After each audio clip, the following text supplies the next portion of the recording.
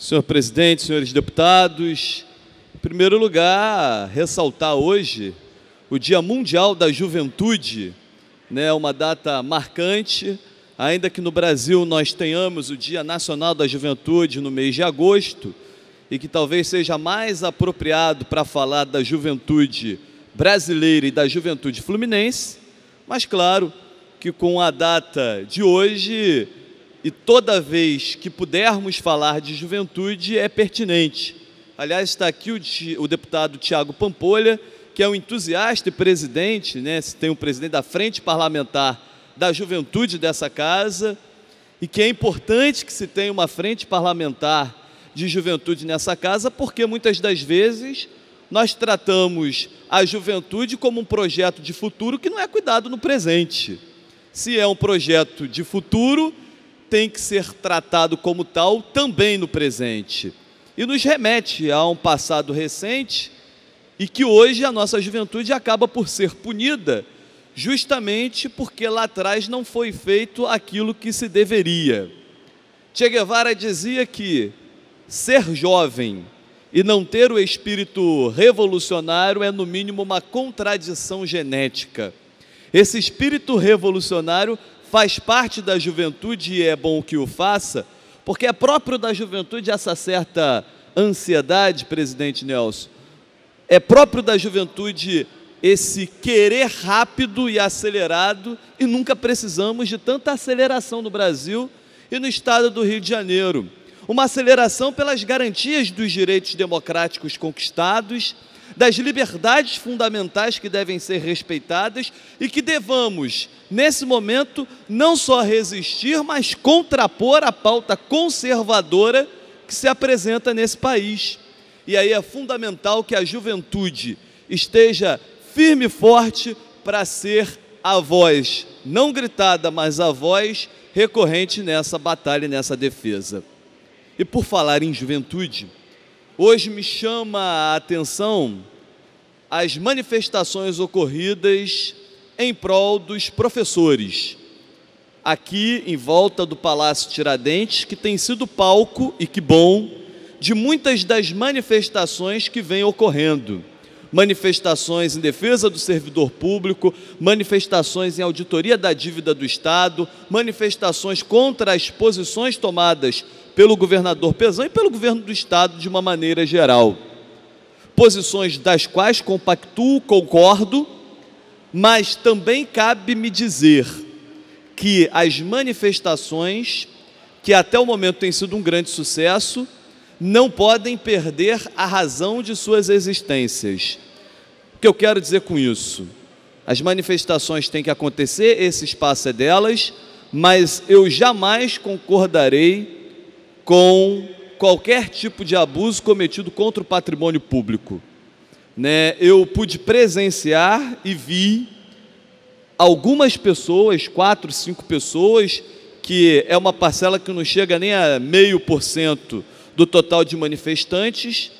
deferindo verdadeiras agressões às pessoas que ali estavam e sem saber quem são as pessoas. Podia passar ali o deputado, por exemplo, Eliomar Coelho,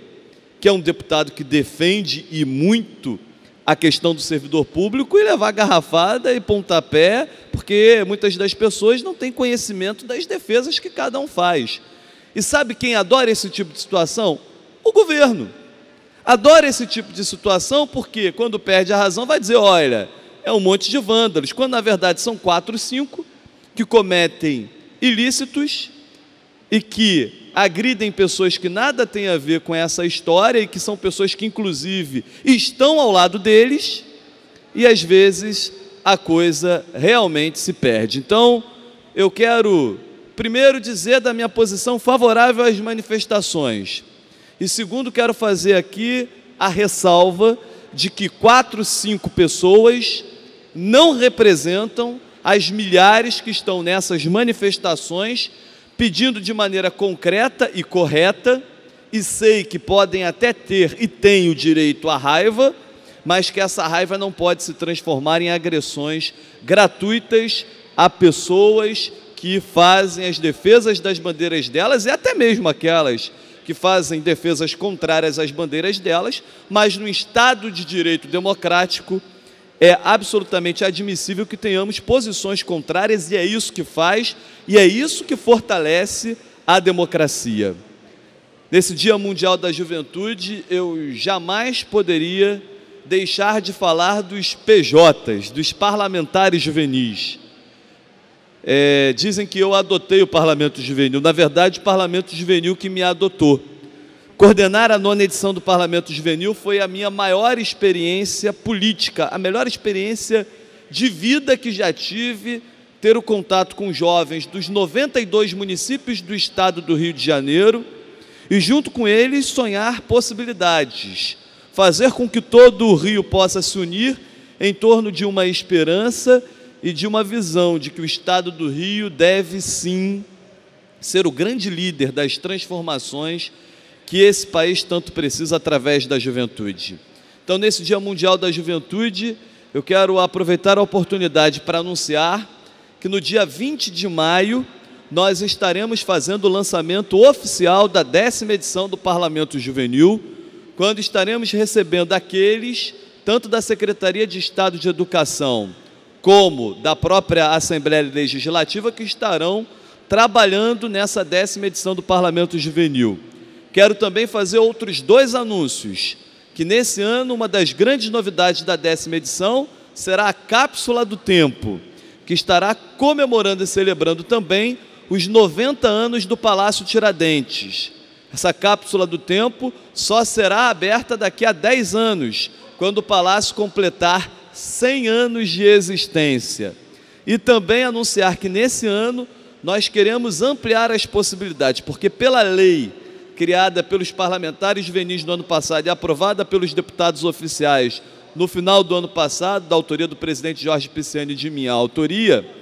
nessa lei nós estipulamos que devem participar apenas alunos matriculados na 1ª e na 2ª série do ensino médio. E nós, então, nesse ano, vamos dar possibilidade de alunos desde o 6º ano do fundamental até o 3º ano do médio a participarem do concurso que vai definir a bandeira do Parlamento Juvenil, e inclusive com premiação para a escola e premiação para o aluno da Rede Pública Estadual de Ensino vencedor. Então, são aí algumas das novidades dessa 10ª edição do Parlamento Juvenil, que terá o seu lançamento oficial, portanto, no dia 20 de maio, e nesse Dia Mundial da Juventude, muito me orgulha poder fazer esses anúncios, aproveitando também para, mais uma vez, agradecer a parceria dos demais parlamentares, agradecer ao presidente dessa casa, deputado Jorge Pisciani, que é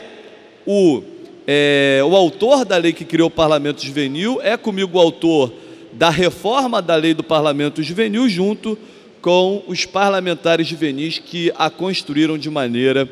coletiva. Senhor presidente, também já encerrando aqui as minhas colocações, o governo do Estado cumpriu com atraso o compromisso assumido numa audiência pública da Comissão de Educação, o pagamento de 1 mês dos bolsistas da FAPERJ.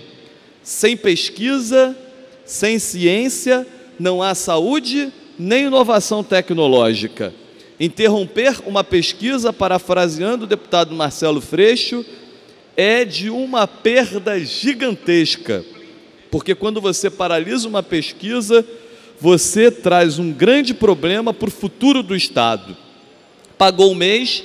e faço força e pedi hoje, na reunião com o governador em exercício Francisco Dornelles, que possa estar colocando em dia os pagamentos das bolsas da FAPERJ, para que nós possamos incentivar cada vez mais